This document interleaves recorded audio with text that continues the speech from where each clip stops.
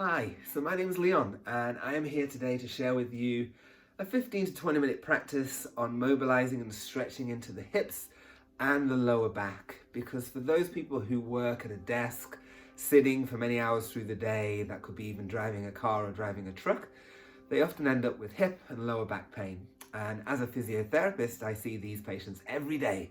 So these are some of the exercises and movements that I share with them. So hopefully you will enjoy them. Okay, so find somewhere to lie down on your back and make yourself nice and comfortable. Feet are going to be bent, or knees are bent, should I say, not feet. Can you bend your feet? Sure you can. Feet are going to be hip width apart. Ensure there's length going through the neck. Find a relaxed position, and then just allow the knees to migrate from side to side.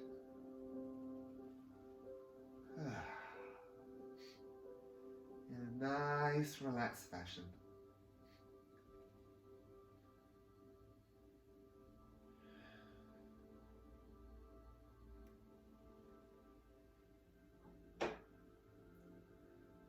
Then from here, we'll take the feet to hip mat width apart.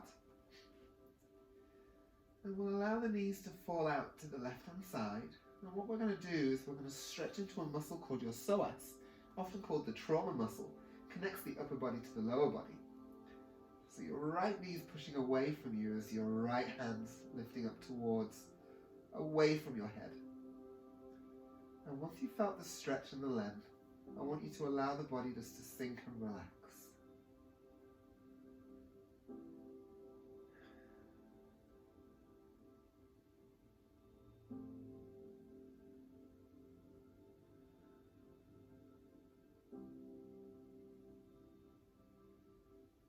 Good.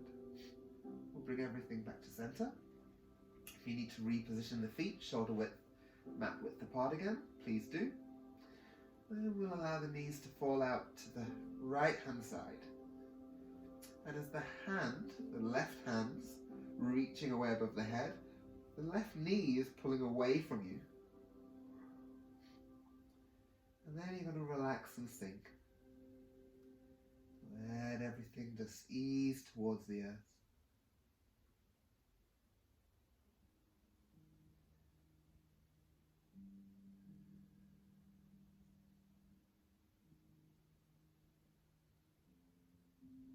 And then we'll bring everything back to center. Good. And then here we'll take hold of the right knee and we'll allow the left leg to go nice and long. We're drawing that knee in towards the chest. And if there's any pinching here in the front of the hip, just allow the knee to come out to the side and draw it in.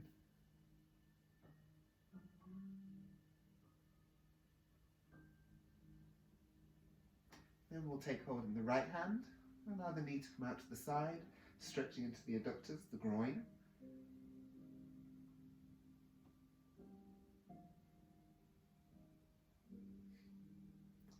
And bringing the knee back to center, taking hold with the left hand, scooch the hips over just a little bit over to the right to allow the knee to come over to the left. And what's important here is we turn the head away from the knee and we keep this right shoulder down.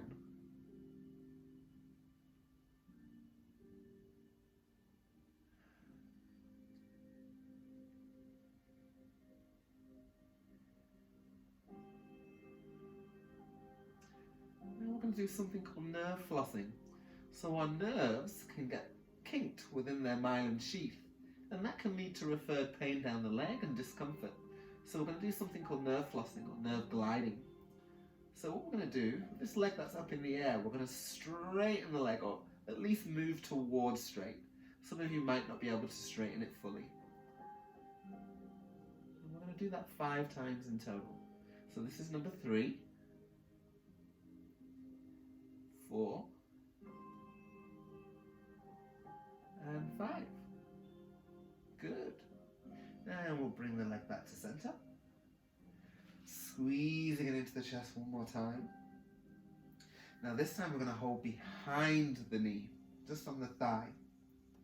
And we're going to tension into the hamstrings, so we straighten the leg. and bend. And again, for some of you, it might not go straight. That's okay. Just working towards straight. This is 3, 4, last one, and 5. Excellent. So then from here, we'll allow the leg to go back on the floor. We'll bring the other knee in towards the chest. And then we'll straighten out the right leg. And again, any pinching in the hip, maybe try taking the knee slightly out to the side before you draw it in.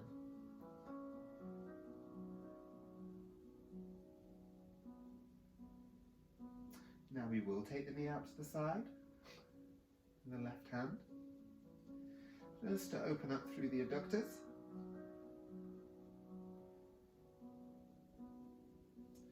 And bring the knee back in towards the chest. Take hold in your right hand, scooch the hips over to the left, and then we're going to drop the knee to the right, head turns to the left, ensuring that left shoulder stays on the floor.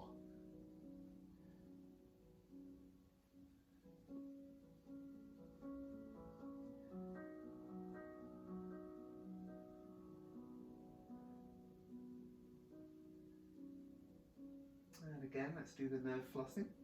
So straighten out the leg, and bend, straighten, and bend. 3 more, 3, 2, and 1. Nice, bring it back into center, squeezing the knee in towards the chest again. And we'll hold behind the knee, and we'll do our tensioner for our hamstrings. So that's 1, 2, 3, 4, and 5. Excellent. Placing the knee on the floor. Good. And then we'll draw the other knee in. Excellent. We'll place our right ankle over the left knee. We're going to do something called flying pigeon. We'll draw the legs in. Reach one hand between the legs, the other one grabs behind, interlacing the fingers. And you can use your right elbow to push the right knee away as you draw the left knee towards you. And this creates a really deep stretch into the right gluteal muscle. And you can play with what you do with the leg you're binding with. Do you relax 90 degrees or all the way up? For me, I find the stretch is deepest at 90 degrees.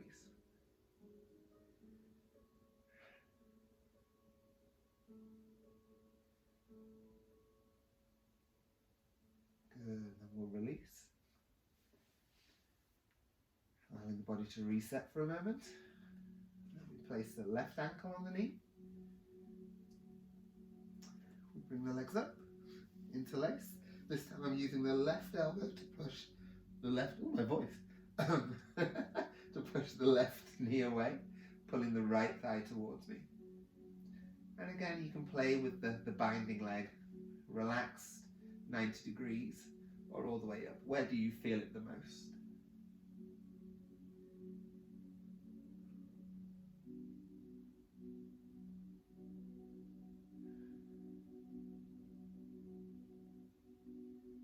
And we'll release down. Good.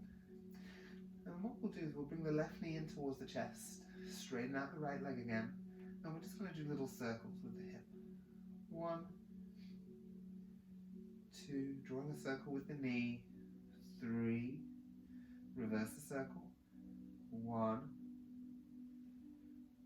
2, and 3. Bending the leg. Bring the other knee in. Straighten out that left leg. And let's draw circles. 1, 2, nice and easy and relaxed.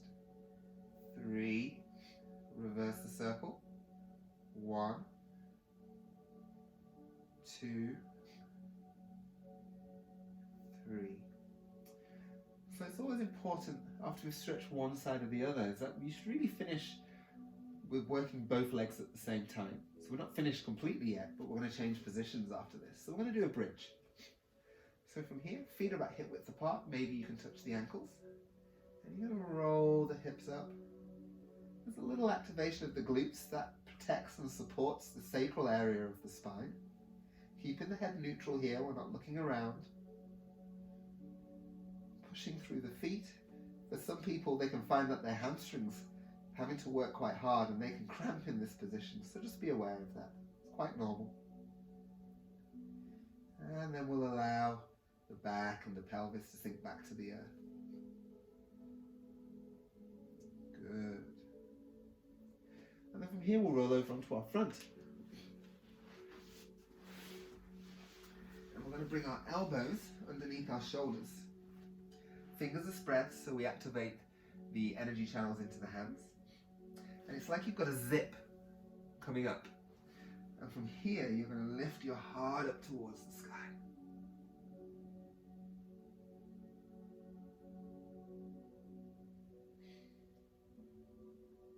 And then we'll relax down, making a pillow with the hands.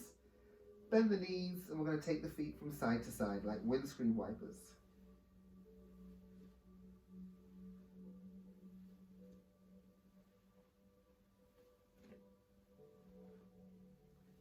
Good, back to center. Let's come up into that Sphinx pose again. So elbows under the shoulders, spread the fingers. And again, it's like we're zipping up a zipper. Heart's coming up to the sky. And we want to ensure this space between the shoulders and the ears, so we're not here. We're really creating that space. And again, coming down, making a pillow. Windscreen wiper the legs. Really releasing into that lower back.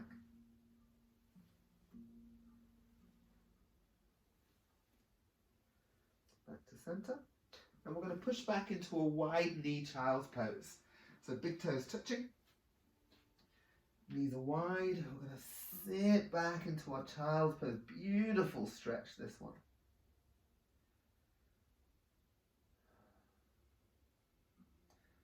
Foreheads to the earth if you can. And then we're going to walk the hands over to the right and really breathing into the left lung here, the left side of the body.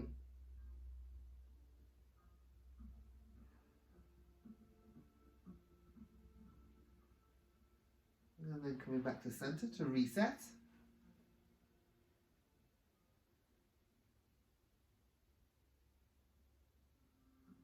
And coming over to the left. And now you're really breathing into that right lung, right side of the body. And then we'll come back to center to reset.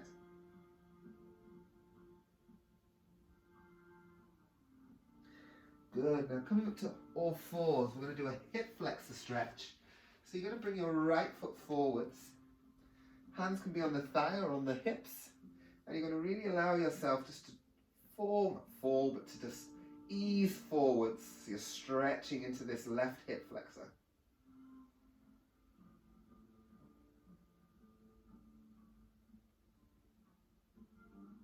Beautiful. Coming back. And we'll bring this foot forwards. It's the left foot. Finding a good base of support, a good balance. And we're just going to allow the body to ease forwards. So you feel a stretch in that right hip flexor. Good stability, good posture with the spine.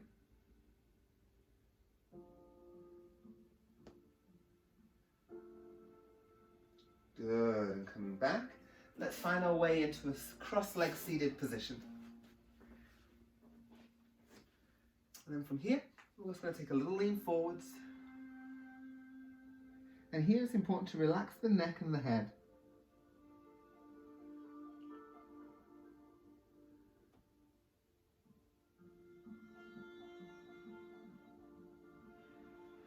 Coming back up, hands behind you, little back bend, lifting the heart to the sky. Coming back down, let's change the cross of the legs, important to do things both sides. And again, let's take a little lean forwards.